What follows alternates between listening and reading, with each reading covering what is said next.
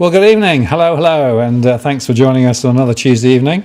It's a really thundery and humid Tuesday evening here near Wollongong, and the dogs don't like the thunder. Every now and again they wake up and start barking. So if they wake up and start barking, I apologise in advance. I'll try and mute the mic as appropriate, but it is unfortunately one of those situations. There you go. That's the doggies. They're asleep at the moment, so the thunder's eased back. We had massive hail this afternoon as well, which they didn't like.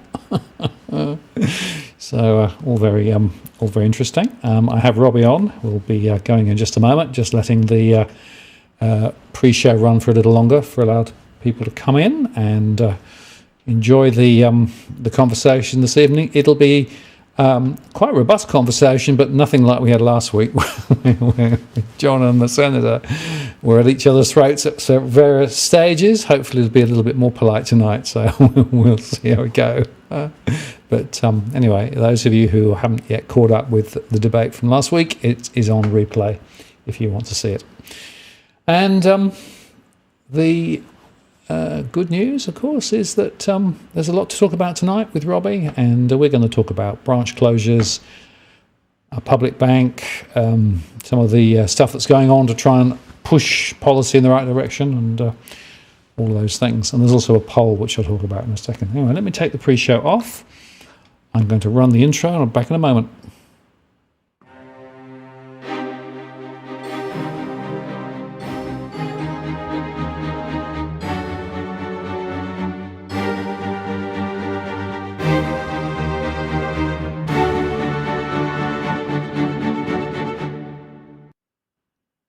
Well, good evening and welcome to this live stream on Tuesday, the 24th of January 2023. Martin North from Digital Finance Analytics here. Great to have you on tonight, and thanks very much for taking out some time of your Tuesday evening to join us. It really is great to have you on the show with us, and I've got Robbie. I'll bring him in just a second. Very important conversation tonight, specifically about the future of Australia and the financial system and how it actually interacts, and some of the things that we should be thinking about. Before I do that, I will just remind you, as normal, that we don't provide specific financial or legal advice. Please play nice in the chat room. No racial slurs, please. We do moderate the stream, but we also encourage you to share your thoughts in the chat, and the more the chat, the merrier. This is as of 24th of January if you're watching in replay. Use that Walk the World if you want to get my attention. That means that your question gets, or your comment gets, into my queue.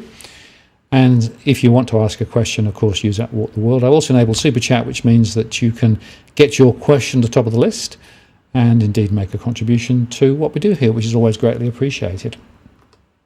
Anyhow, let me now bring Robbie in. Robbie, hello. Hello, Martin. Happy New Year. Happy New Year to you, and thank you very much for coming on tonight and spending some time with us.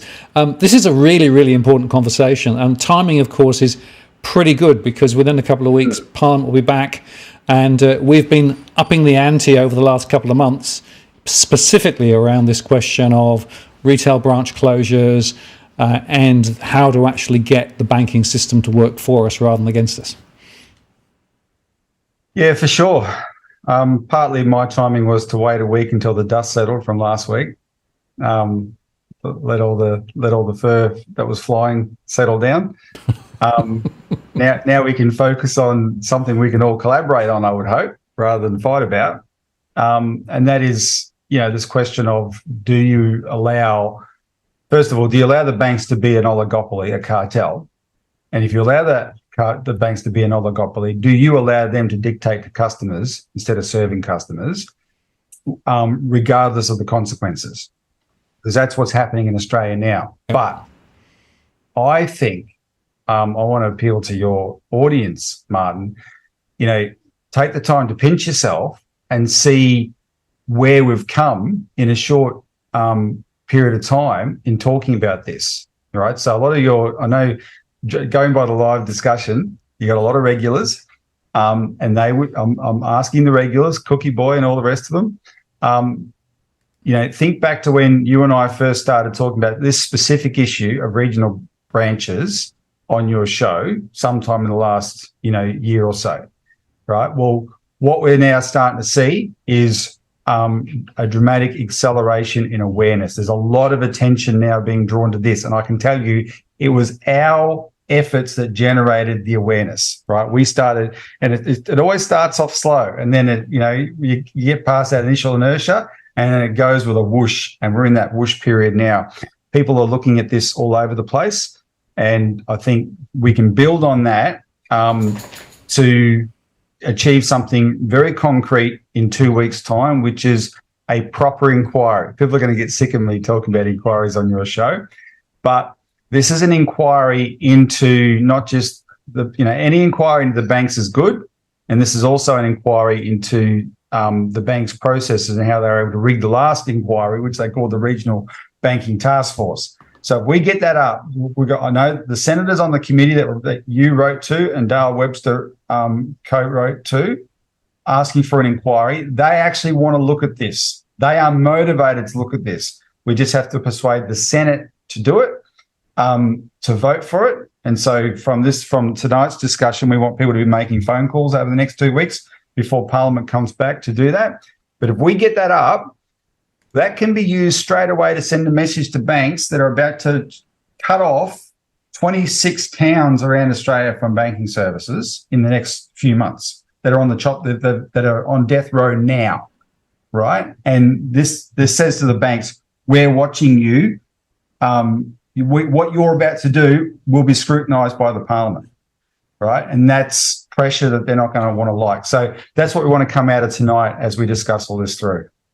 Absolutely, Robbie. And I think it's worth just contextualising this slightly, because we shouldn't be talking just about regional banking in isolation from the broader question of how do we get the finance system to support Australia and Australians, rather than at the moment where effectively, frankly, Australians are paying through the nose for services and the banks just walk away with it, right? There's something fundamentally wrong with the way the banking system is designed and built, and who's leading and who's following. And just one illustration of that more broadly, if you think about mortgage lending, right? We've now got twice as much mortgage lending relative to business lending. Go back a generation, it was precisely the other way around. So banks are not actually supporting the broader investment in things that businesses need across the economy, right? That's one example. Another one, of course, is they tried to go through one way to remove cash out of the system, and they failed on that because we resisted them. And they're now going through another route to essentially say, oh, no, you don't need cash anymore. Digital's everywhere. Everybody can use digital. Nothing to see here. Now, there's an agenda here that is bigger than just closing branches and removing services from regional Australia, right? This is about catching people within the banking system, locking them in the banking system, clipping the ticket on the way through, and making sure that they have huge amounts of revenue into the future, and consumers and businesses have no choice but to dance the tune that they're actually setting. And that's the context for this, right? So effectively, we have to turn this around and say, no. Banks are there to serve. Banks are not there to lead. Yeah, exactly.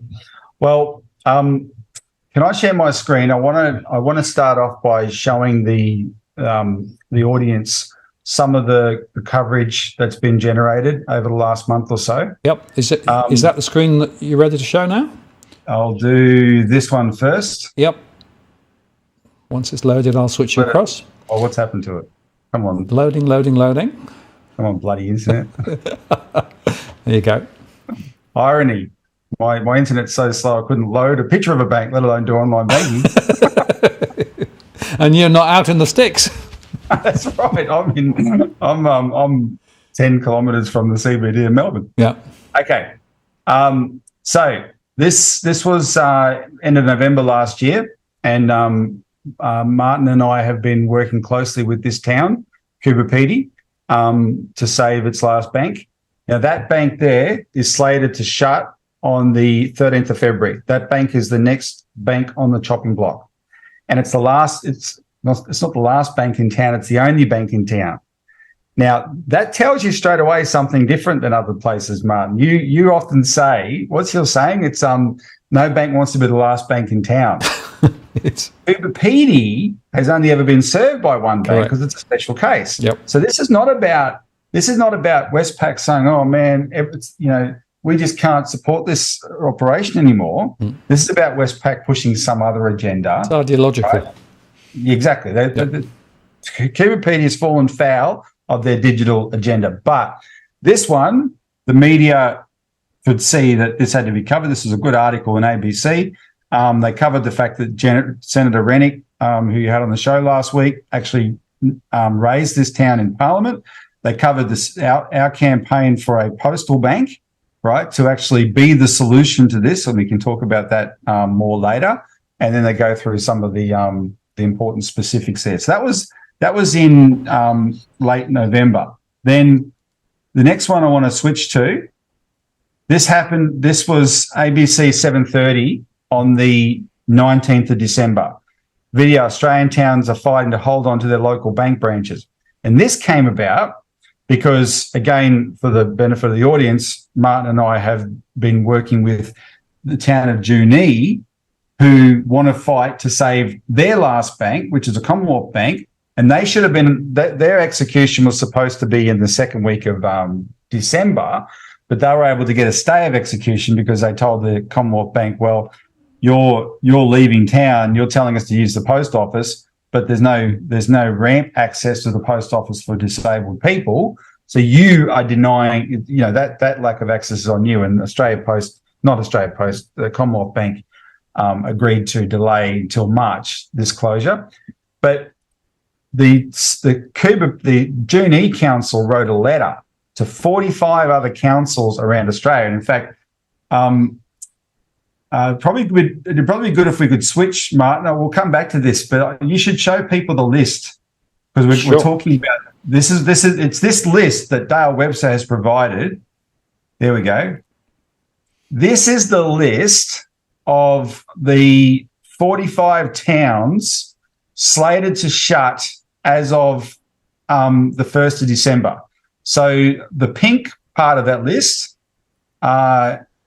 if I've got it right here. Yeah, I've just put the pink ones up. So these are the ones that have not yet closed but are planned to close. Okay, and there's a green section that I don't know if that's available there, but if it's not, it doesn't matter. The green section is, okay. The green section is what did close in December, and the pink one is the 28 branches that are slated to close in the next few months, right? And a bunch of these are last banks in the town, like in places like Coober Pedy and Junee, right?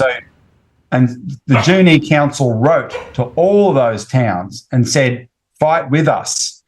And because Junee had challenged the Commonwealth Bank for its reasons for shutting the branch. And this is quite extraordinary because until Junee did this, and you can see with the way the media reporting works, if you read these articles, Martin, you probably notice that it's good. Although it's good that we're getting the articles, I see that the journos are still treating the subject in a fairly shallow way. So they're not really questioning the premise of the bank's decision. But Junee did. Junee is saying our bank is still in demand. You're saying customers don't use these banks anymore. Well, our bank is still being used. Our bank is still necessary. Why are you taking away our bank? And actually saying, prove to us that it's unprofitable. Show us an audit that it's unprofitable. They're sort of challenging things. And by doing that, they've invited these other councils to do it as well. So one of the councils that responded to that letter was Carnamah in Western Australia. Now, Carnamah is a town just a little bit away from Geraldton. And when they lose their Westpac in late February, the people of Carnamah got like a 280-kilometre round trip to go to the nearest bank. So the CEO of that council was also very fired up because he said, the banks are not giving an excuse. They're not saying why they're shutting the branch in terms of specifics. All they're saying is oh, well, people are banking digitally. And he says, I think that's BS, because he can tell from the reaction of the town that this is a branch that's required, right? And it's just not true. So anyway, that's that attention is what is starting to attract the media, right? The media is saying, okay, there is feeling out there about this. We better pay attention to it. So if we go back to my screen, let me just turn that down. All right. So this was a fairly straightforward coverage of the issue on the 19th of December. This journalist, Rhiannon Shine, has reported that once they put this out, and this is the week before Christmas, the phone rang off the hook. And so they're going to be doing a follow-up story as soon as they can, because they didn't realise that they would get the reaction that they did. And this story, we won't play it here, but you can go find it yourself, 9th of December, have a look at it. It's only 7 minutes. You'll see the head of the Banking Association, Anna Bligh, and the Financial Services Minister, Stephen Jones, both of whom are Labor politicians, just doing the bank's PR for them, accepting without question what the banks are saying. Though Jones phrased it, I remember, in a fairly funny way. He said, "I've been informed that," rather than he wasn't actually that definitive about whether that was true or not. Anyway, so that was the 19th of December. Now, since then, you've had some local coverage. The Weekly Times here in Victoria, which is the main weekly rural newspaper in Victoria, has run 2 big articles on the issue, including the Junee fight back.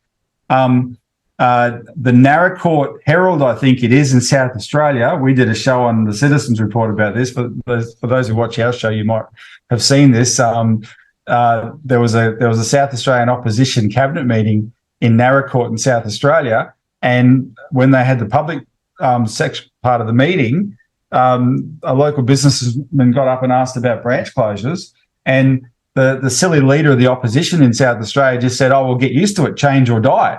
This is technology. This is the way things are going. I feel sorry for you, but blah, blah, blah, change or die." It was pretty callous, and talk about someone who's just drunk the Kool-Aid. And clearly the locals weren't happy, because they actually showed in that article that the most interesting case of a person objecting to the branch closure was a young man who, for his own purposes, has decided that he needs the benefit of using cash, and that's now been denied to him, and he's been told he's got to use a card for everything, et cetera, et cetera. Anyway, so that's what we started seeing is the media picking up on this theme quite a bit. And then last week, this came out in the Sydney Morning Herald. This is a very significant article. Where are all the local bank branches? And this is just some of the flavour of the coverage in this last week, which started to focus on some pretty big figures, such as 700 bank branches. So, we've been talking about regional bank branches mostly. That list is regional bank branches. But overall, 700 branches closed in 3 years. But more starkly, 53% of ATMs removed in 5 years. And that's not even the big figure. The big figure is the total number of ATMs now is 6,400, whereas 8 years ago it was 31,000. Now, these are banks that are waging a war on cash, and people are starting to notice this. So then I wanted to show you this particular thing that was just posted last night, actually. I was picking my daughter up from work, as good fathers do, and someone, actually it was Paul Thomas, who you interviewed, Martin, the cash and transit guy, sent me this. So Ben Fordham for 2GB, he put up this post, like 10 o'clock last night. He goes, "I'd be keen for some specific examples of where this is suddenly an issue. We're getting a lot of messages about ATMs. They've either disappeared or been replaced by the generic machines that charge you $2 to $3 a transaction. New data shows the number of ATMs has more than halved since 2017. The banks have also shut down more than 1,600 branches. The Reserve Bank says this is due to a sharp reduction in the number of cash withdrawals, but there are still many, many people who rely on cash, particularly in regional areas. This is not customer service, Ben Fordham. That's his editorial comment. So he's asked for feedback on that. He's actually getting quite a bit, 363 comments. But he would have also received a bunch of emails because I was one of the people who emailed him with quite a few specifics about the problem. So the reason I'm excited about this is because, as you know, when you want to advance something politically, you got to break through the politicians' force shield and get their attention. And that's what media coverage allows you to do. You get their attention. Politicians are like a cat with the mesmerised by the laser light, right? And the media is the laser light, and then the politicians will flip over and do backflips to try and grab that laser light, right? And appeal to that media coverage. So this is good. We've gone from just starting to sound boring talking about this issue, but knowing it's important and adding in all the particular details we can find to just, keep beating the drum, and then it gets louder and louder, and other people hear it, and it starts spreading, and suddenly it's a snowballing process. So that is excellent, and that's what we have to build on if we're going to get the breakthrough that we need. Because if we get an inquiry, then all those other issues, Martin, that you alluded to before, all of it can be looked at. Right? Different people will bring to the inquiry different things. You'll have a lot of towns saying this is our experience, etc. But we need to be able to hit that inquiry as well with the importance of cash and what cash signifies in the economy and what proper banking services signify, etc. And how this is an example, a very big example of how the banking sector as a service has well and truly lost its way. Absolutely, and it's just worth underscoring. There's more cash in circulation, actually, from the RBA. In other words, more money printed in cash than ever before, right? Now, a lot of that probably is being stored out of the banking system in people's, under the bed or whatever. First point. Second point, a lot of people still use cash sometimes, and one of the big excuses that the banks have been using is everybody's digital, nobody uses cash, but they're very disingenuous with their statistics, aren't they? So they'll say, X% mostly use or whatever. They're not actually telling the full story here. And in fact, if you look at the statistics from within the banks themselves and what they're reporting, there's a much higher penetration of cash usage than they want to admit. Well, can I quote the example that we talked about just before? Yep. ANZ in the Sydney Morning Herald article, ANZ spokesman also pointed to changes in consumer behaviour. She said, and these are the things that jump out at me now, she said only 8% of the bank's customers relied solely on branches for their everyday banking. Well, of course, I do all the basic stuff online. I don't mind doing that. But when I need to go to a bank, I need to go to a bank, right? They're trying to, if 8% are sold, also, so there's a question, this idea of solely, well, so what? There's a whole bunch of people that still rely on banking, even if they don't rely on branches, even if they don't rely on them solely. Yep. The other one is this, what are total customers? Is ANZ, does that include all its derivatives counterparties and all that sort of stuff that it's dealing with right around the world? Or is that just retail branch customers? Because you couldn't trust them to actually not rig the figures by saying, "Oh, let's just pad this whole figure out," right? And so this little tiny part of our business is what we don't have to worry about anymore. Those are the sort of things you've got to be aware of. Absolutely. And Robbie, I'll tell you something, because I've had quite a few conversations with, people trying to run a town and trying to work out how to react to the banks. Earlier on, their first reaction was, well, the banks have said that that's what they're going to do. Nothing we can do. We just got to roll over and let them steamroller us, right? And I kept saying, no, you don't understand, right? This battle is not yet fought, right? And we've seen a few examples where people have started writing letters. They've started to get politicians to write letters. People are starting to make a fuss. And to my mind, this making a fuss is a very important early stage in the game, right? Because what we 100%. want is banks to understand that, we do not consent to what they're doing at the moment, right? And we're not going to just say, well, you just said it, so they're sorry, but yeah, that's it. And by the way, 2 other quick points. Oh, there goes the dogs. Sorry, that's the thunder. I didn't hear them. Oh, you didn't hear that? Oh, well, that's good. No, you wouldn't, I don't think. Sorry about the noise. I may need to put them away. What I was... Sorry. Just to explain, every time the thunder goes, the dogs go. Why don't I say something for a little while, Yeah. and then you come back to that? Well, what I was going to say was that the whole point about this discussion is that there are things that can be done, and there are important messages that we need to share with the community, because all the surveys from the community show that there is still a huge need for this. So talk about that for a second. I'm just going to sort the dogs out. Yeah, 100%. There's a Liberal senator who has written to Westpac on behalf of Kiribati saying, you should not be doing this, revisit your decision. And I was fairly impressed because now many of your audience might think I have a low bar, but we're talking about politicians here.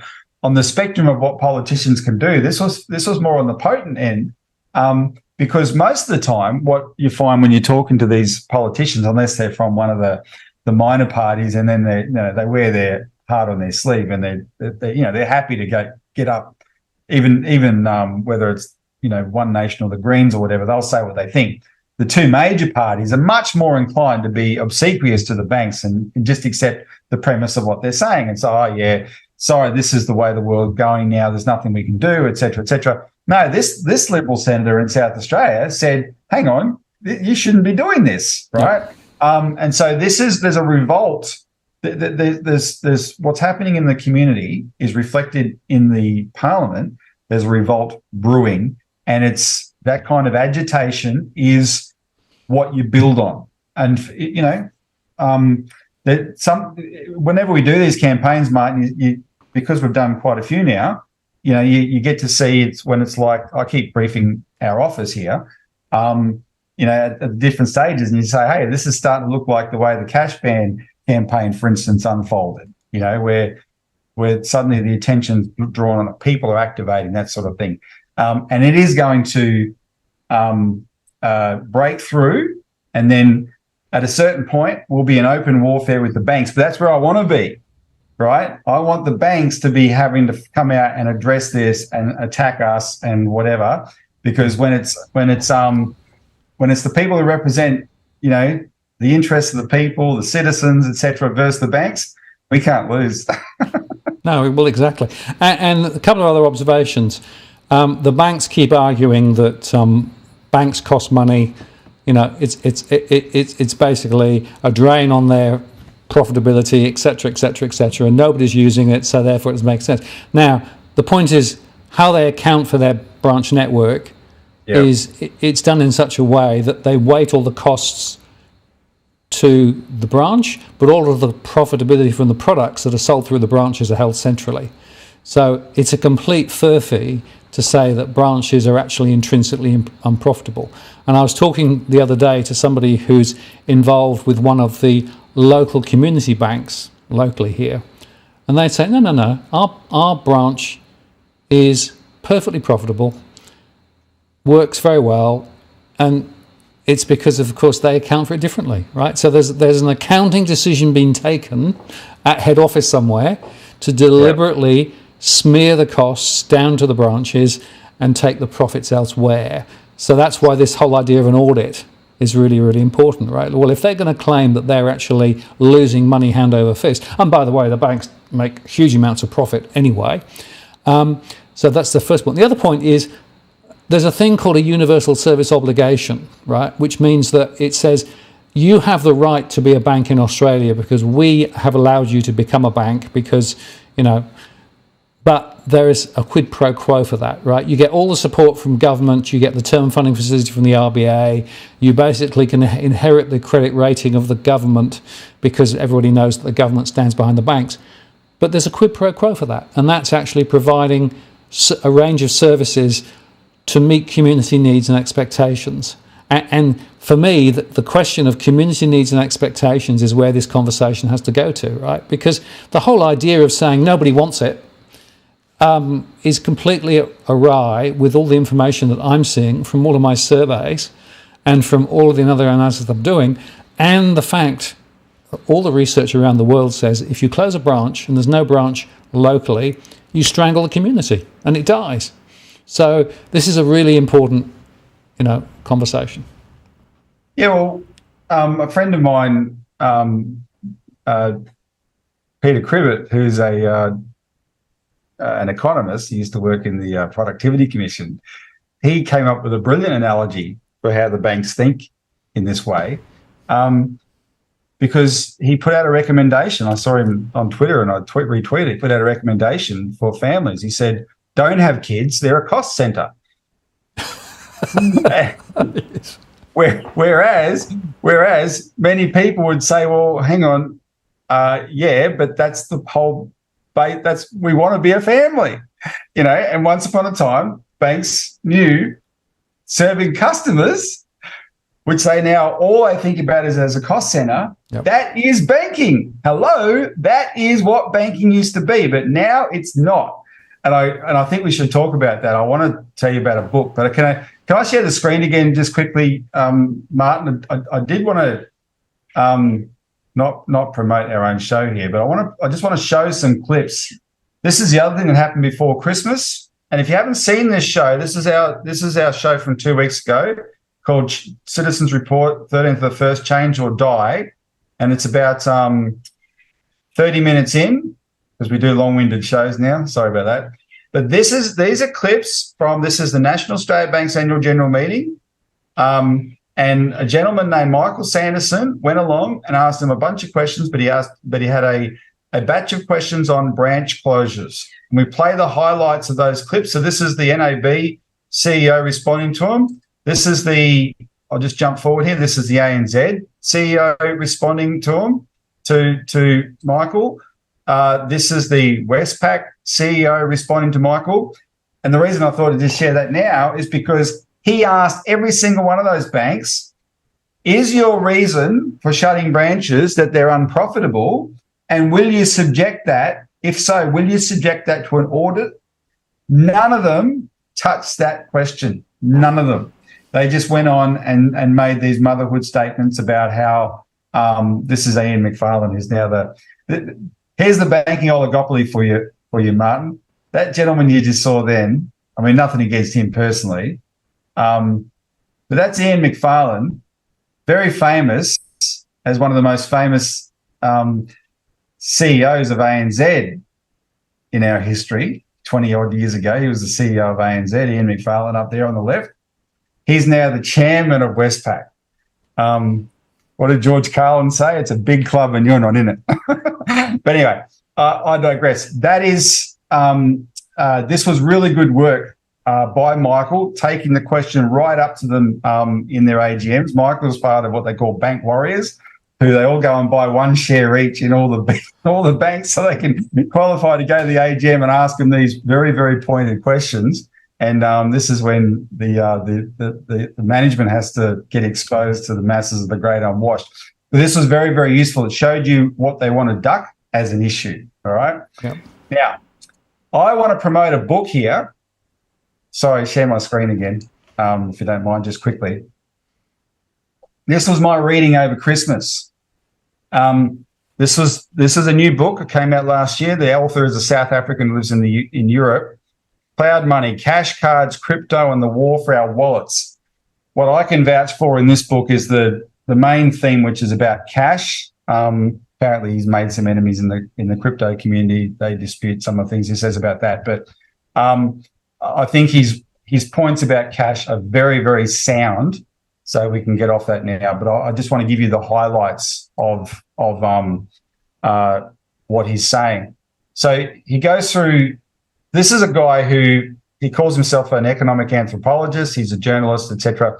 But because of his area of expertise, these are my notes from people can I'll just highlight it, but people can follow along as I'm talking.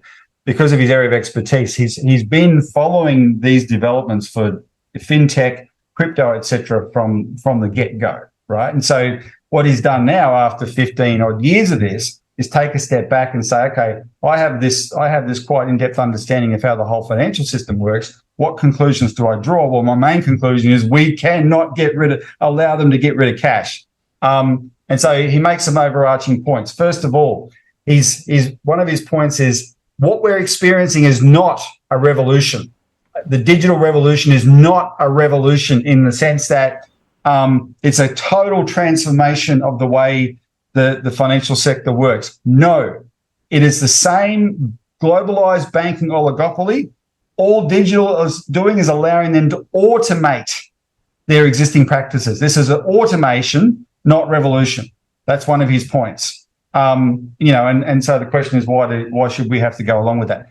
The second thing is he makes a very fundamental distinction between types of money, because he says a lot of what people discuss about money is the surface changes between money, right? But there are fundamental types of money. And the biggest distinction he makes is between state money and bank money. And state money is central bank reserves and cash, which is the physically printed central bank reserves issued by the state, but in the form of cash. It's the most reliable, the most flexible, the most private. Cash is the only form of money that ticks every box, right? In terms of usability. Bank money is entirely digital. It's controlled by the banking system, and he compares it to casino chips, which you get in exchange for cash. When you take your money to the bank and you give them cash and they register that in your bank account, that money you now have in the bank is no longer the cash. It's bank money, right? That is digital money the banks control. And your only way to get out of the bank and the bank money, the off-ramp, is getting it back into cash, right? So he's not trying to say we shouldn't have bank money. He does point out that banks can create much more than they have in reserves, right? All those sort of things.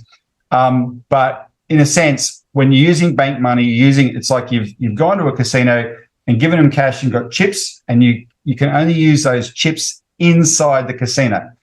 He makes another good point. He says the banks want the public to think move to a cashless society is the equivalent of moving from the horse and cart to the horseless carriage, right? He uses the word horseless deliberately because he wants to compare horseless to cashless. But he says that is rubbish. Saying cashless is as useful as calling whiskey beerless alcohol, right? What he says, when it comes to cash, it's a different thing. He said it's more, if you want to make a comparison, cash is more like the bicycle. It's a different type of transport, but it would be unthinkable to get rid of it, right? Because it's yes, it's slower, but it's available to everyone to use freely. It's very flexible, and only corrupt people would want to get rid of it. He then devotes a whole chapter to the fact that, and this comes out in every article, the banks claim, and many people think, that it's the consumers that are driving this. And if you go watch that 7:30 report story, both Stephen Jones and Anna Bligh said the consumers want to go digital. That's why we're doing this, right? And every newspaper, every article I've seen, like Sky News this morning or yesterday morning, when they were talking about some of these statistics of the shutting down of ATMs, they said the consumers are driving this. And he says that is rubbish. In reality, the banks are making the decision for them because it's not in the consumer's interest, it's in the bank's interest. And what they do is they use marketers and influencers to make people assume that everyone's doing it, so they should be doing it, right? This is the oldest marketing ploy in the book. They then demonize cash. Suddenly the thing that before the 80s, no one would ever have thought to demonize cash the way we're demonizing it. Cash was cash. It was just, that was how you interact with the economy, with cash, right? Now suddenly it's old-fashioned, it's inefficient, and then the worst one is it's dangerous. Cash is used in crime and tax evasion. Well, really? So old-fashioned, yeah, until the power goes out, until the internet fails, then the old-fashioned guy with the cash is the only one who can buy stuff, right? That's why you keep cash. Inefficient. And I won't do justice to this, but it's what cash, the digital, waving your phone or your card over one of those little PayWave cards. That seems such a simple thing to do, so much simpler than handing over a piece of paper and waiting for your change, right? But the technical complexities behind that action are mind-blowing. And it's generating, there's enormous volumes of messages flying back and forth, seeking permission. When you buy something with your card or with cash or with your phone, you are asking the bank's permission to buy something. And then the banks, if they give you that permission, they tell the other bank, you have that permission. And then there's all this like digital communication flying back and forth in the back room. It's all very, very complicated, right? Yet you're told it's very, very simple. So that may be the same. It's like modern cars with no one. They're lovely to drive, but no one can fix them, right? Because they're all computerized and whatever. So it's similar to that, but there's nothing simple about it, right? So what you're giving up, it's a different perspective on the question of how efficient it is.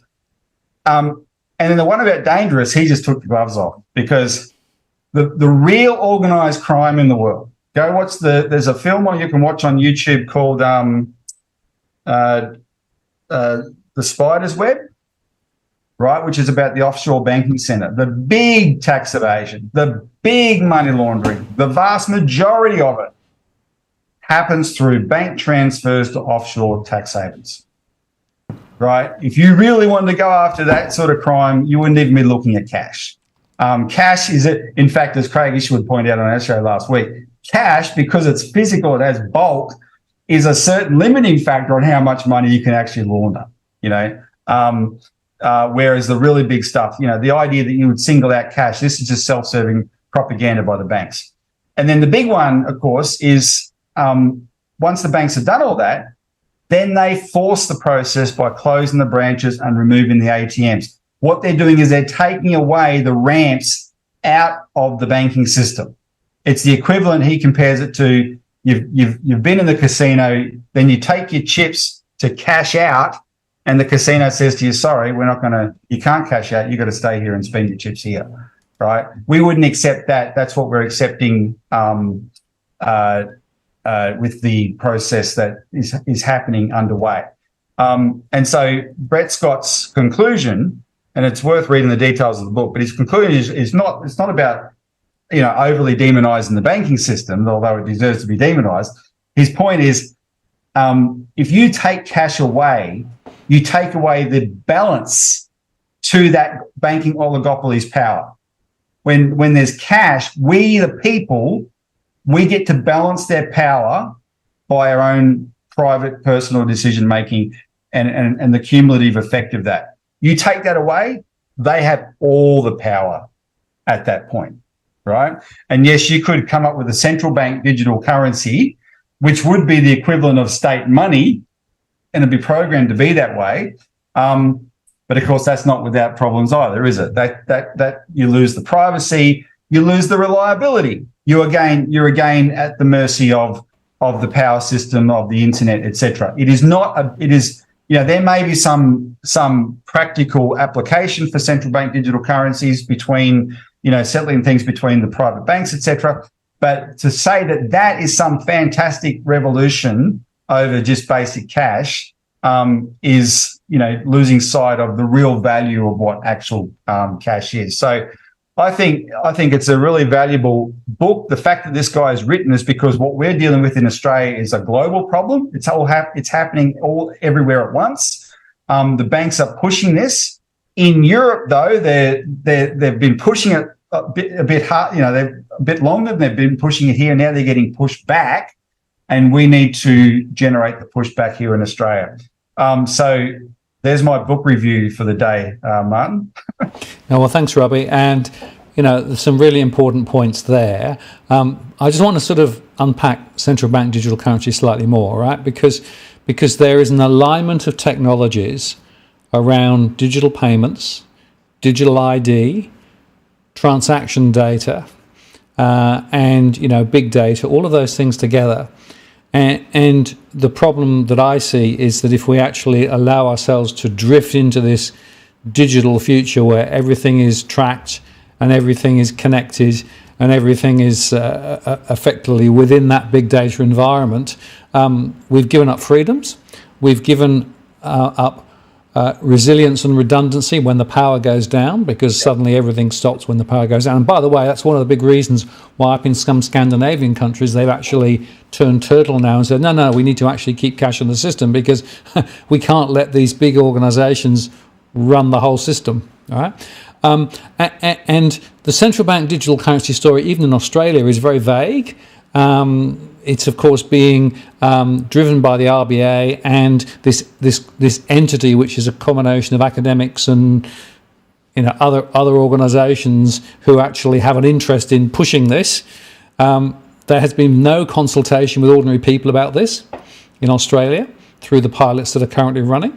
So this is another case where effectively a central bank digital currency mantra is being driven top down, and you can draw the line directly from Australia back up through to the World Economic Forum and for the Bank of International Settlements, because they're all saying, well, this will be good, but actually a top-down directive of everybody should have this doesn't cut the mustard for me. And again, this is another example where if we're not careful, we're going to give up individual freedoms, individual accountabilities and individual flexibility. I'm not against digital per se. I'm quite happy for people to have the choice if they want to go digital, but we need also the valid option of not going digital, not being forced to dance that particular tune.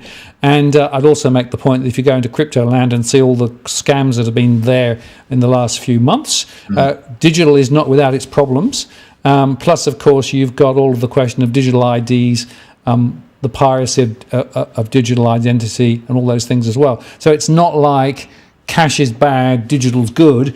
Actually, there's a whole bunch of questions on the digital side of the ledger which are equally or probably more intrusive and more difficult to deal with. And yet, the politicians who are being fed lines by the banks are actually preaching the cash is bad, digital's good story. And I have a real problem with that.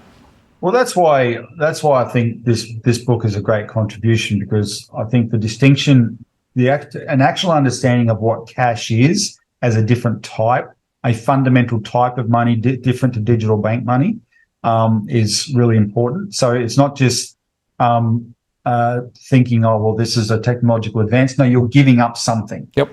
Right. He actually makes a point. He said the banks like using the term cashless society because they're drawing people's attention to something that's not there. The reality is, he said, it would be harder to sell if they called it the bank chip society, right? We're now the bank chip society, only bank money society, right? That's what actually cashless means. So that's very important. And then the other practical part of the book is this question of balance. Now, putting aside the fact that you still got to, we're still fighting to reform the banking system, but have your technology, but when you understand what cash is and the analogy to the bicycle, it's unthinkable to give it up, and by having it, that's always balance to these other things. Now, I've been looking at the central bank digital currency stuff myself, and what I've learned. And I've actually been able to speak to some people who are real experts in blockchain and all those sort of technologies.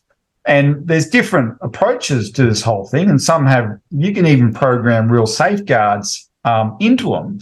But in terms of the checklist, I think theoretically, I might be wrong, but so I'm just telling you the various things I'm gleaning. I think theoretically you could have a central bank digital currency where even privacy is programmed in a certain way. Yep. And so that takes that problem away. However, when you do it the whole checklist, like the your checklist of bank services in Cooper Pedy compared to all the digital ones, when you do the whole checklist, as you can have the most fantastic central bank digital currency, but if the power fails and the internet goes out for any number of reasons, you're back to square one anyway. Whereas the person who's got cash in their wallet is the person who can always transact in all circumstances unless they take that option away. So it's fundamentally about the importance of balance. The problem that I have been reacting to in politicians for a long time is they're inclined to be. Now, I'm not sure what it is. I don't automatically think they're on the take, but they're inclined to be gullible when it comes to modern technology and think they should embrace all of it. Right? Oh, this is the new world. This is the way things are done. I don't want to be seen to be a Luddite. Right? We'll be called Luddites for having this conversation. I don't want to be seen to be a Luddite. You've got to embrace it. Now, I've mentioned on your show over the last few years a couple of times my view on Uber. And I reacted to the same thing with the politicians then. And I was denouncing Uber long before London banned it and other countries banned it, etc. But I want to just draw out one aspect of Uber, just that I used on my show recently. 1/3 of what you pay your Uber driver, again, through this very complicated electronic permission system that goes through the cloud and all around the world, 1/3 of that money is immediately siphoned out of Australia into the British Virgin Islands. Whereas when we had taxis and you hated the smell and you hated the guy taking an extra 5 minutes because he didn't know, and all those things you told me you hate about taxis, and that's why Uber's such a great revolution and we should have smashed all the taxis, bugger them. But every time you handed cash to that taxi driver, that cash stayed in your town, 100% of it, and it fed his kids, and it went to the milk bar, and it went to the other store, and it circulated in the town, 100% of it. And now every time you use an Uber, 1/3 of that money is siphoned out of Australia, probably tax-free, into the British Virgin Islands. And all because some arseholes invented an app that allowed them to figure out a way to break the laws that govern taxis. That's my view of Uber. And the politicians just absolutely embraced it until it got so much that a lot of people were like, okay, we're starting to see the problems here.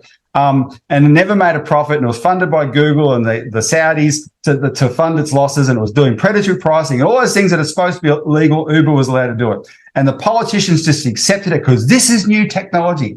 And they're doing the same thing now with this. This is what they do. This is new technology. Hang the consequences. Well, let me tell you the consequence of this one. There was a young Channel 10 reported last week, young couple here in Melbourne, therefore internet savvy. They're not novices. They got scammed out of $100,000, which was their savings for their house, the deposit on their house, lost it all because they were getting text messages on their phone from the same number that Westpac used for them. So they got a series of text messages from Westpac over however period of time. And then there's one day they're getting other text messages they're thinking from Westpac. And yes, there are other red flags that they were thinking, well, why, they should have thought, why are we being told to do this? But the fact it's coming from Westpac, right, conned this young couple into transferring $100,000 and they've lost it. Now, Westpac benefits enormously from the fact this young people does their banking online. This young couple does their banking online, just like they want to get everyone to do their banking online. That benefits them enormously. But when this young couple lost their $100,000, what did Westpac say? Not our problem. And you and I have been privy to horror stories, thanks to, well, not just that. Where's my? I did cue this one up too, Martin. I mean, I just want to show this for the benefit of the little plug for Dale Webster here. If you're on Twitter, get onto this account, the Regional. This is Dale Webster's, and what she's been doing is going through the submissions to the Regional Banking Task Force, which had a garbage outcome, but she's just been highlighting all these quotes from people just describing the experience of being forced to go bankless and cashless in the regions. And she has hundreds and hundreds and hundreds of these examples. And follow her. They'll turn up in your feed and you will see brought home every day just what this experience is actually like, right? This is having a real cost in the real world. They're doing greenwashing as you know, greenwashing is when you do things to claim that you're doing it for the environment. And banks, we've now found out that banks are actually counting the closure of branches towards their reduction in carbon emissions, except they're forcing those customers to go on these massive, long, hundreds of kilometres round trips to go to the next bank because they have to do their banking. So that's one of the things they do. One of the stories we got was about libraries in regional towns where the little old people go to the library and say, please, I've been told I got registered for online banking. The branch is shut. I can't bank anywhere. I don't know how to use this thing. I don't have internet at home. Can I do this here? And, of course, the librarian's being helpful. And the librarian ends up knowing the username and password. And that is an enormous breach of security. And when something goes wrong there, the bank will quickly blame that customer for sharing their username and password, right? Not our problem. So they're herding people into this danger. The internet is a dangerous place. The security on the internet is awful, right? And people like, I've come close to being suckered, and you just sort of catch yourself at the last minute. You know, unfortunately, the most gullible people out there are the elderly who aren't sophisticated enough. And, you know, and the banks just aren't going to care. So they're going to force everyone into this. And then when all these organised crime scammers, etc., and some of this is really sophisticated. I played for our office. There's a really fantastic YouTube channel by a young ex-NASA engineer named Mark Rober. I don't know if people have met. You got to get on it. And if you got kids, especially, get it. He does all this fantastic engineering stuff that's really entertaining, etc., and kids love it. But he's the guy who started off by making a glitter bomb for the people who come and steal the packages from your porch, right? And he rigged it to explode in their face with stink bombs and glitter and all this sort of stuff and film it and whatnot. That's how he became famous. Well, he keeps an eye on that side of thing, and he's done a couple of fantastic episodes on online banking scams. And one of them is he gives an explanation of how this works, and most people wouldn't have a clue. This little old lady is talking to a guy from India on the phone, and what she doesn't know is that he's told her to download a program which has given him off-site access to her computer behind a screen. Like she sees the normal screen, behind that is the real screen, and he has her bank account details, and he's emptying her bank. He's making her, he creates a fake image of it. He puts in $20,000, making it look like that he has overpaid her and he's going to lose his job. And so frantically, she agrees to get $20,000 in cash and send it to him so he doesn't lose his job, right? And that's all the money she's got in the bank, etc. And this is super sophisticated stuff. You look at it and think, well, I might even fall for that, right? The little old people who before this era, banking was 100% certain for them. The only thing that was dangerous about it is if they happened to live in the frickin' deep south and, you know, Bonnie and Clyde came and robbed their bank while they were there, right? Aside from that, banking was 100% certain. Go to the bank, do your banking, get your passport filled in. You know what's in there. You got your checkbook. You're doing your own calculations. There was certainty about the process. Now they're being forced into something that's completely uncertain. The banks are forcing them into it. We went those figures last time you and I did a joint show with the way NAB registers people, and only 25% have ended up using it regularly. The banks are forcing them into it, taking away their choice by removing the branch and the ATM. And when it all starts going bad for a lot of people, the banks will be saying, not our problem. And the politicians, if we don't beat them up politically by hammering with them with those phone calls, etc. Understand, you've got to break through their psychology. They cannot sit on their hands and let this process happen. This wouldn't be an issue if the banks were telling the truth that the consumer was driving this. We're reflecting the anger that's out there. This is what Dale Webster's Twitter feed is all about. There's anger because the consumer isn't driving this. The banks are forcing it. And the worst part is the politicians are letting them. So we have more say over the politicians. Use it. And that's why this campaign is really, really important. Yeah, absolutely, Robbie. And, the next couple of months in particular will be really important. We'll perhaps talk about it in a second. But I just want to make a couple of points. The first is, of course, the banks are claiming that, well, Australia Post is a perfect replacement for the local branch, right? And you mentioned, I just want to reiterate it, the Cooper PD guys got a list of all of the current functions that are available in the branch at Cooper PD, right? This is from the bank itself, and the bank then identified which ones would be available through Australia Post and which ones would not be available through Australia Post. And basically, it's a very short list, right? And then you discover that there are limits on the availability of cash via the Australia Post solution, firstly. Secondly, of course, the banks are paying a very small amount of money to Australia Post, much less than they should, to provide those services. And the local community business owners of the LPOs are effectively caught in the headlights here, right? So the point I'm making is that the current solution that the banks are putting up, other than go digital, well, great if you've got digital connectivity, but how many people in the bush don't have reliable connectivity? And how many people don't have access to the functionality they need to be able to do their banking through the licensed post office outlet? Which is why the whole concept of saying, well, just flick it over to Australia Post is way too limited. Which is why we are saying, no, there has to be a better solution. So either the banks actually step up and do what they should be doing, or what we do is we actually find an alternative solution that essentially can provide the range of services. And by the way, if you actually created an entity that provided real service for people, guess what?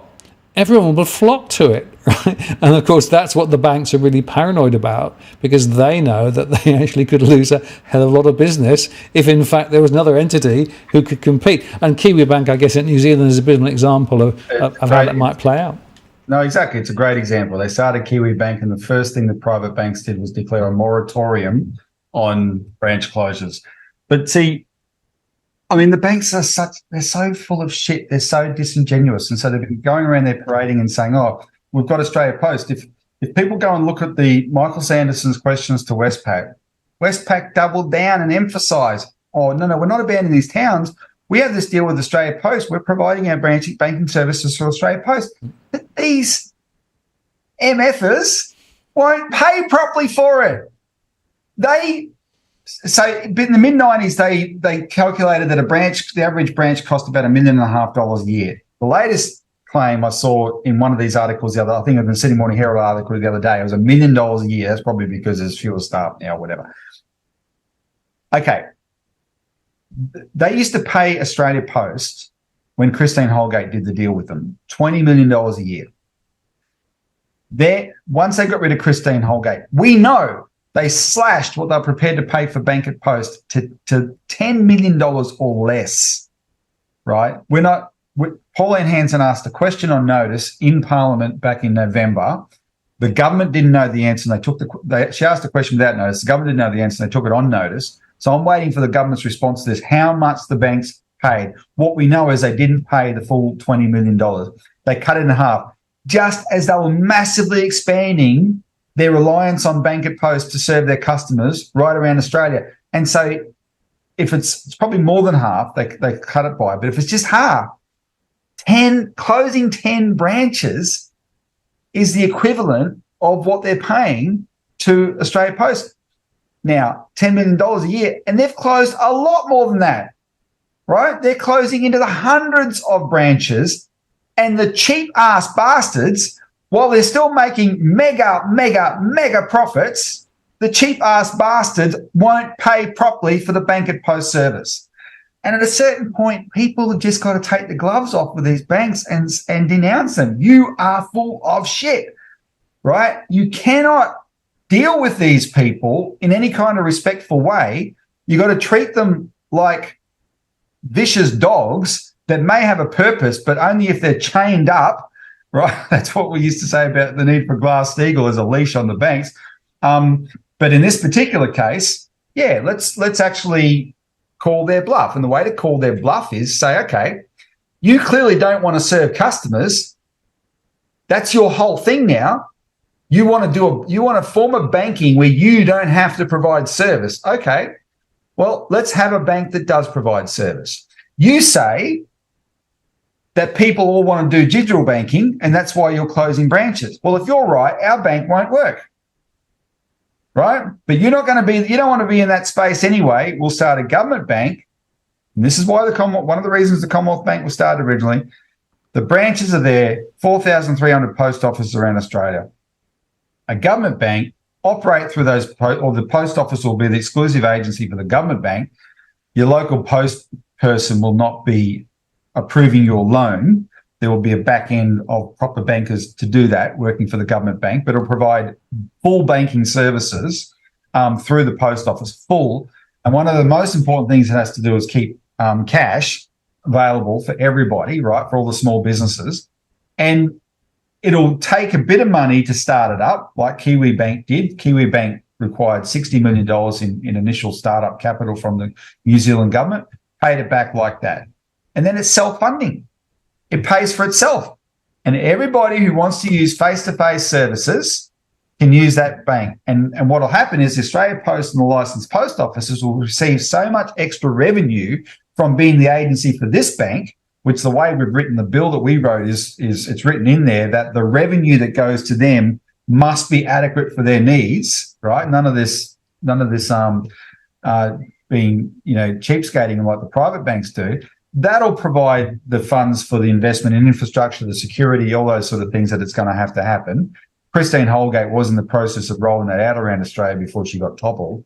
And then, let the banks compete, right? You don't want to be in this space? Well, what are you complaining about?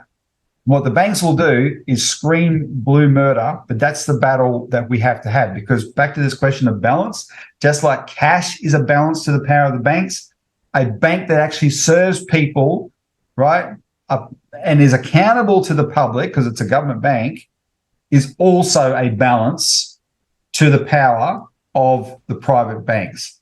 And I think, this is where this is going to lead. And it's both, and I don't even care if the banks do lift their game. I doubt if they will, right? But it's both and. It'll be chicken and egg a little bit, but even it might be being spooked by the idea of a government bank that makes them start lifting their game and stop closing branches and maybe even reopen some. But if it's just the idea, they'll just do that as long as they think they've held the idea off. If we actually achieve it, then watch what happens, because the real giveaway, Martin, that this whole digital excuses crap. There was the two previous inquiries into bank branch closures in Australia were in 1999 and 2004. And there was no freaking digital revolution then compared to what we've been going through in the last few years, let me assure you. Do you know why it was? Because as soon as the Commonwealth Bank was sold,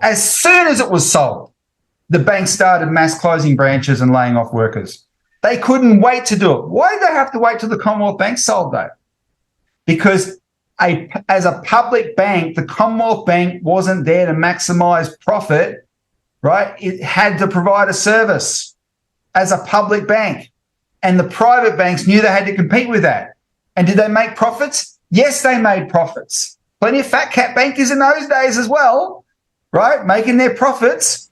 But we had a banking system that knew that they had to serve the community. As soon as the Commonwealth Bank was gone, the bank started mass closing branches. And digital was not their excuse. They just want to get rid of having to serve the public. And they use the fact that they're a cartel.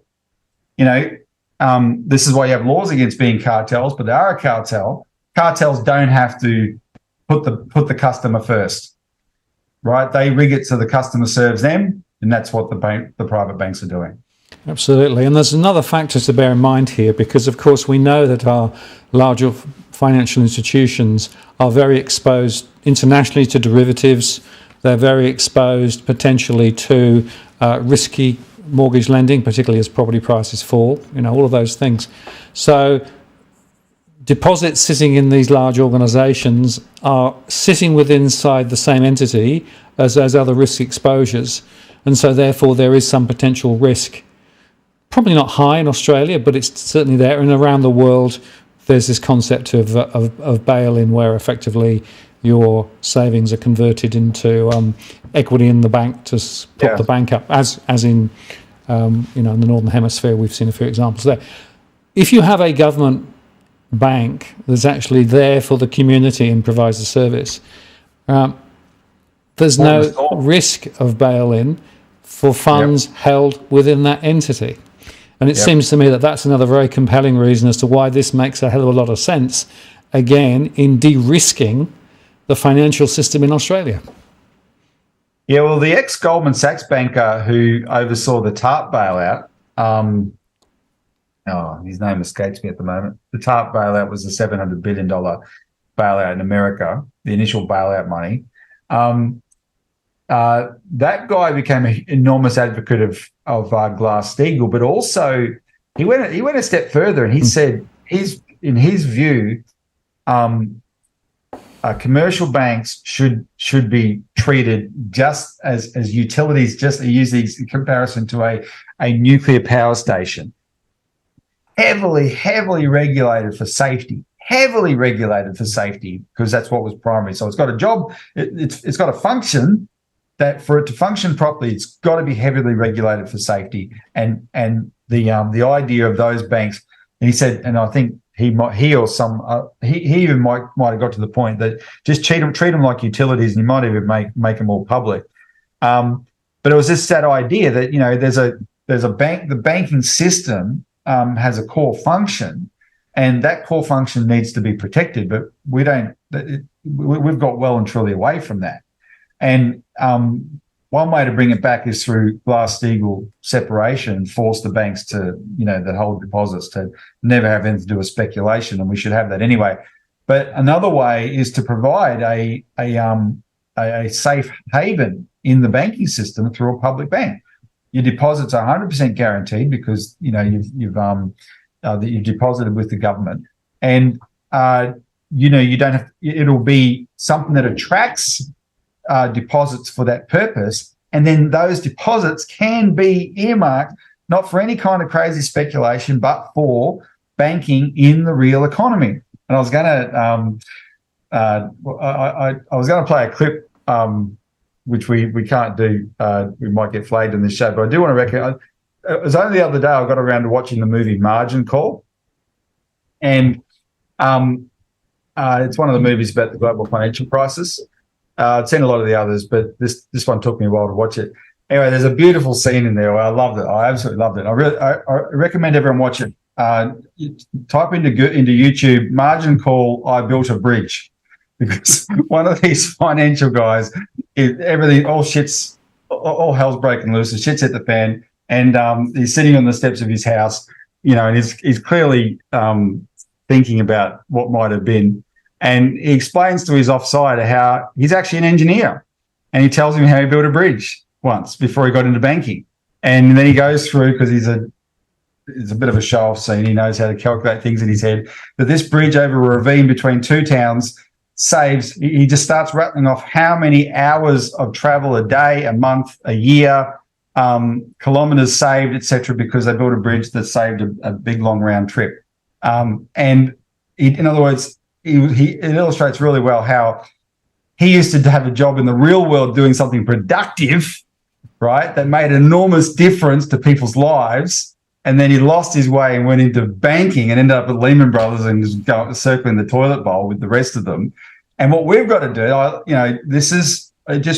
like bringing home to people, this is what the economy is about, our ability to build that bridge, not whether, it's not an economic advance that I saw. I had to do a double take the other day that, not only is Elon Musk the richest man who's ever lived, but he's lost the most money of any man who's ever lived. Yep. And it's all bullshit, fictitious crap. It's got nothing to do with anything. Zero to do with anything. At least that is his side hobby. He does some interesting things. But those values are meaningless values. But people get mesmerized with that. The real world is Can we provide the services and infrastructure that people need to live lives in the economy? And that includes all people, including the grandma who needs to go to the bank so that she can get some money out and give her grandkids some pocket money or pay for their tuition or whatever she might want to do, right? That's what the real economy is. Can we manufacture things? Can we? And our banking system has well and truly lost its way. And if we had a public bank that went back to the basics, including the ability to do the long-term investments, that the banks will say, oh, yeah, well, no, we make commercial decisions. Yeah, you do. You make things to maximize your short-term profits to boost your bonuses. We need to be, banking is a powerful mechanism, very powerful. Some of that power needs to be earmarked for the public good, and that's what a public bank can do. And it's not an ideological position. The people who hate it are ideological. It's just pure common sense.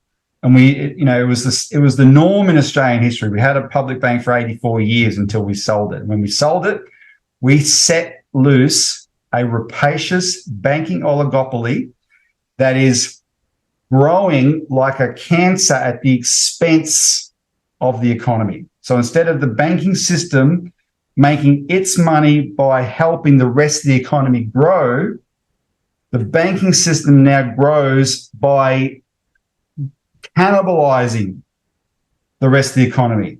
What they call growth in their annual reports is coming from slashing this expense, slashing that expense, right? And we've had 3 or 4 decades of banks doing this now. They do it to the economy, they do it to themselves internally, right? And we're circling the toilet bowl as a result.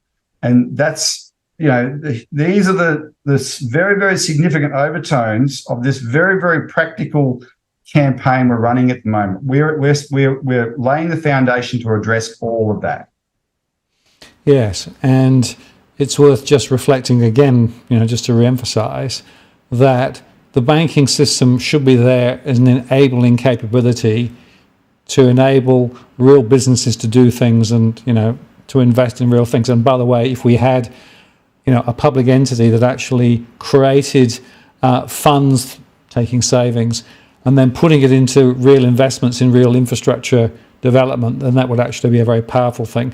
At the moment, what we're finding is that the banks actually don't really want to lend to businesses. As I said earlier on, what they really want to do is to bid up home prices so that they can actually lend ever bigger mortgages and inflate their balance sheets, and creating this spurious wealth effect sitting in the real economy, right? Because of course everybody thinks, oh, my house price is now doubled, so I must be really wealthy. Yeah. Mind you, most of it's just offset by a loan. Yep. And in the meantime, what we've done is we've completely lost the compass direction in terms of where we need to go as a country and where we need to actually be building stuff for the future and laying a foundation to enable Australia to be a more prosperous country, not just in hock to an ever bigger banking system. And the other side of it, Robbie, is I actually think that a lot of politicians are really scared of the banks, because the banks have played quite dirty and quite long, and they've got tentacles everywhere, and they've also, of course, got very strong connections with a lot of people inside politics, and there's an open door between politics and the banks and politics, right? So, there's a very important issue here, and I had the guy who wrote, all about the fact that there are these hidden power groups and the power connections, Cameron Murray in Australia, right? The financial system, the bank, Game of Mates, and the republished slightly different version of it. That's actually how Australia is at the moment. So we've got to break the mold. And all of this conversation leads to the fact that we know what's going on, we know what needs to be done, and so therefore now we've got to push the conversation to really make some of these changes. Because if we don't, we're going to end up, frankly, complete prisoners of the banking system, and the financial system will be calling all of the shots. And the way I explain it, sometimes it's like the event horizon and a black hole. We're getting closer and closer to the event horizon and the black hole. The more and more of the economy is getting effectively sucked into the bank. It's just sort of going, everything is being contaminated. And it's a neoliberal philosophy, and it's actually free market economics and all of those things, but it's not really. But it's not actually doing what it should be doing, which is in enabling businesses to thrive and households to thrive in Australia. And interestingly, I noticed that a report came out in the UK just recently. More than half of people in the UK are now actually receiving more from government than they're paying in taxes. Just think about that. Yeah. And that's what happens now until austerity gets forced on them. But that's what happens. The government ends up filling the gap that the banks have created through their neoliberal agenda. Right, where the UK used to be a fantastically productive economy. They turned the whole of the northern industrial area into a rust belt. There's always this inverse relationship with the decline of the economy and the rise of entertainment and sport. A lot more money goes into those things to keep the masses distracted. But the bread and butter stuff they used to do, they don't do, and the government has to pick up the bill. I can trace that back to the decisions that were started by the woman who came to power railing against all that, Margaret Thatcher. There is no such thing as society. We don't need the state. Blah blah blah. And what ends up happening is the state has to fill the gap.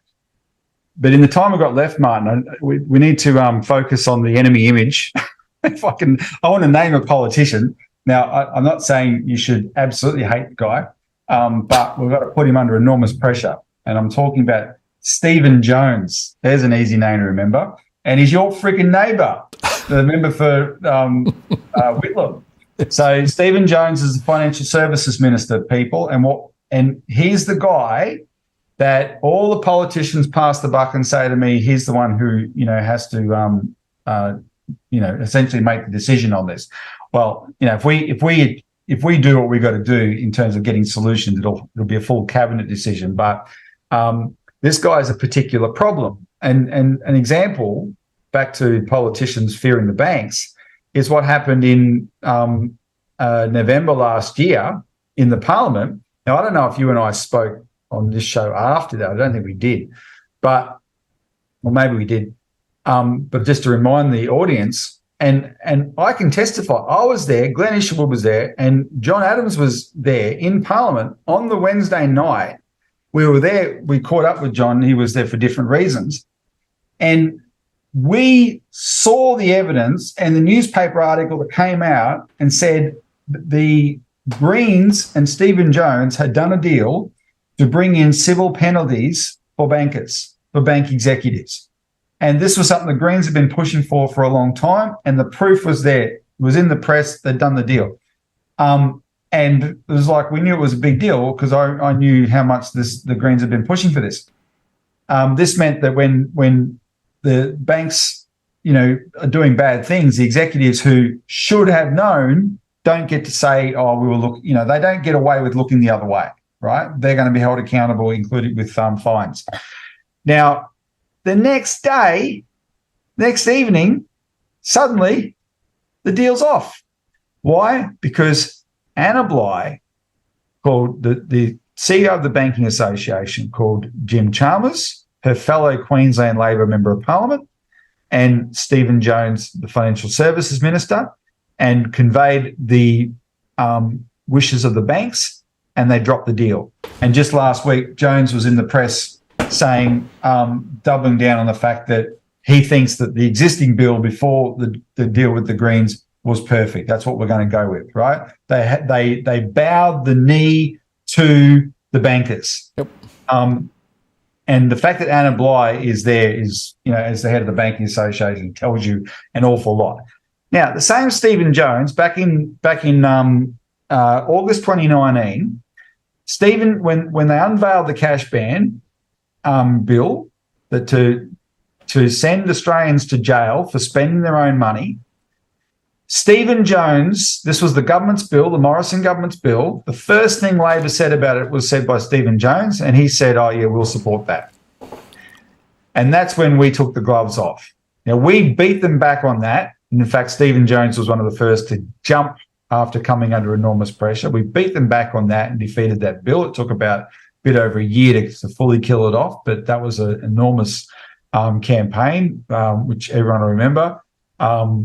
You and John were doing regular updates on your show. You and I were doing updates. Our whole dominated the whole of 2019 for the rest of the year, remember?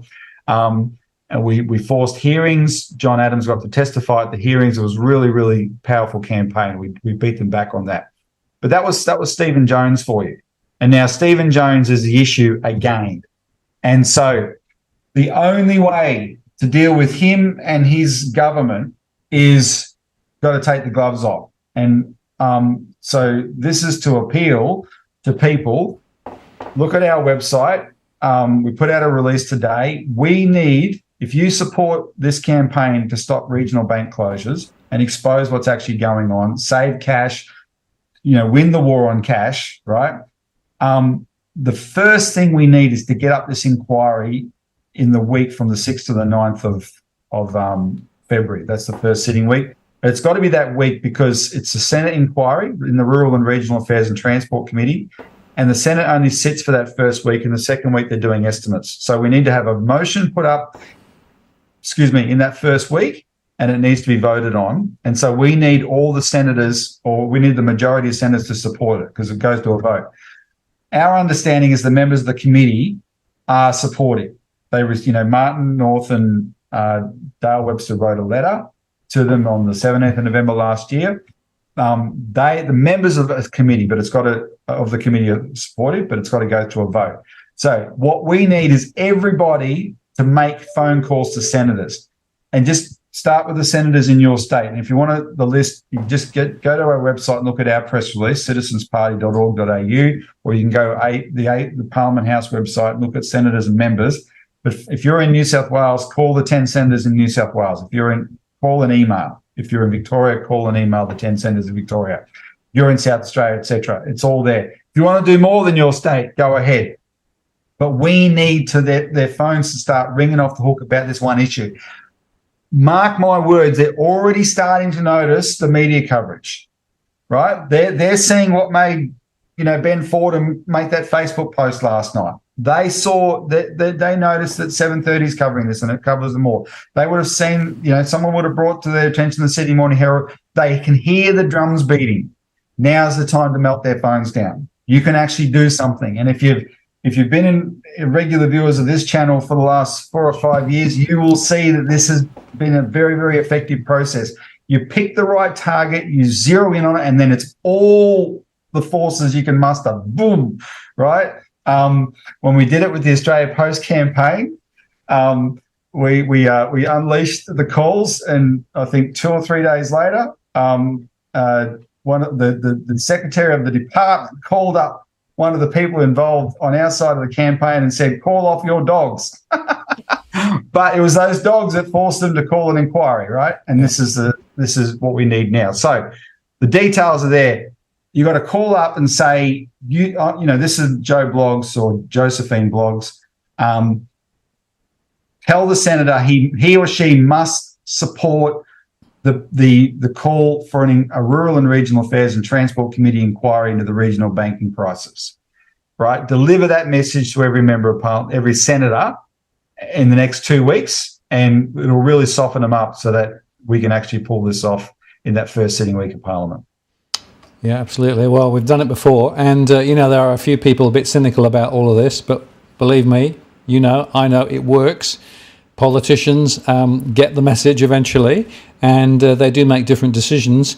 But of course, I want to draw an analogy. So think about the old Nazi war camp or prison escape movie, and there's a searchlight that sweeps around. Right, and the people trying to escape, they know they don't want to get in that searchlight, so they wait until the searchlight moves on, and then they take off again, right? And they run for their life. These inquiries that we're calling, and we've got a bunch of them up, that is bringing that searchlight back again. Yep. Right, we need to. If we were in government, we could just flood the joint with 100% light all the time. we're not in the power of government. What we can do is organise these searchlights and make or as Craig Isherwood says, remove the fridge and watch the cockroach scurry, right? Yeah. Cockroaches scurry.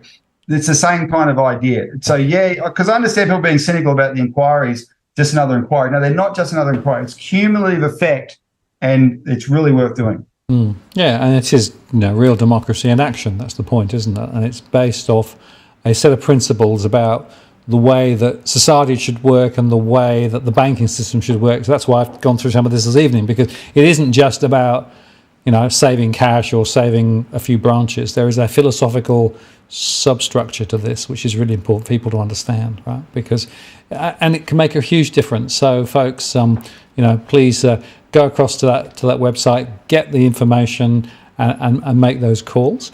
And obviously, Robbie, we're going to continue to update people as we go forward over the next few weeks with all of these various campaign elements. And I will just make one other quick point. Whoops, that's the wrong one. Earlier on, there was Jason posted a question about universal service obligation. I'll just say that the universal service obligation for the banks is extremely opaque at the moment, right? And that's something else that we're pushing for as part of this, to have greater clarity about what it is that the banks should do. They've got this sort of charter of honesty, but actually, if you look at it, it's pretty flaky. And there is really no specific service obligation to the banks in Australia, and that's a problem too. The wording is great in their chart. What do they call it? The Banking Code of Conduct. The wording is great, but it's also worded with a view to with knowing that there's no one there to enforce it.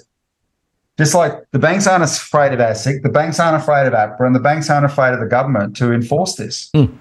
Penny Wong was on one of these. There's been two inquiries in the past. In the 1999 one, Albo was on it. The 2004 one, Penny Wong was on it. And Penny Wong wrote the dissenting report for that one. And she wrote, if the banks keep closing branches, we Labor would re-regulate them. Yep. Well, since then, Labor's now been back in government twice. Yep. Right? They didn't re-regulate 2008 to 2013. Well, will they re-regulate now? But see, for them, it's all talk. And the banks act like entities that are not afraid of anyone in the government. We need them to be afraid of the power of government, right? The power of government, screws up your life all the time. I love Jared Rennick's polemic, get government out of the bedroom and get it back into providing services, right? The government uses its reach whenever it wants to. But with the banks, it's hands off. They're the only business in which the customer is not always right. They're right. The customer can go take a long jump off a short pier as far as the bank's concerned, because they know they've got, where are they going to go, right? They're a cartel. So that's the first. We've got to change that dynamic. You want the banks to almost be at war with the government. Because they know this government, the government is hell bent on making them do the right thing. Absolutely. Well, the right thing, of course, depends on your perspective. But if you start from the idea that people need banks, businesses need banks, there are basic services that need to be there. There's a flow of investment coming from the banks to enable real things to happen in the real economy. That's a good starting point. And unfortunately, that's not what we got today. I will just tell you in the poll, so we ran a poll, the questions was the continued right to use cash if we want to. One should be safeguarded in law. 92% of those who voted said that. 2% said it was irrelevant because digital's replaced it.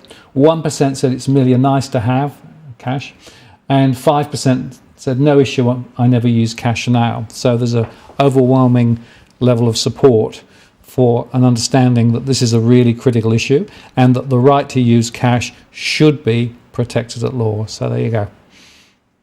Good, and we are looking at the options for how you would do that. The law doesn't require it yet, but only because the laws we use were written at a time when the idea of not taking cash was unthinkable. Yeah.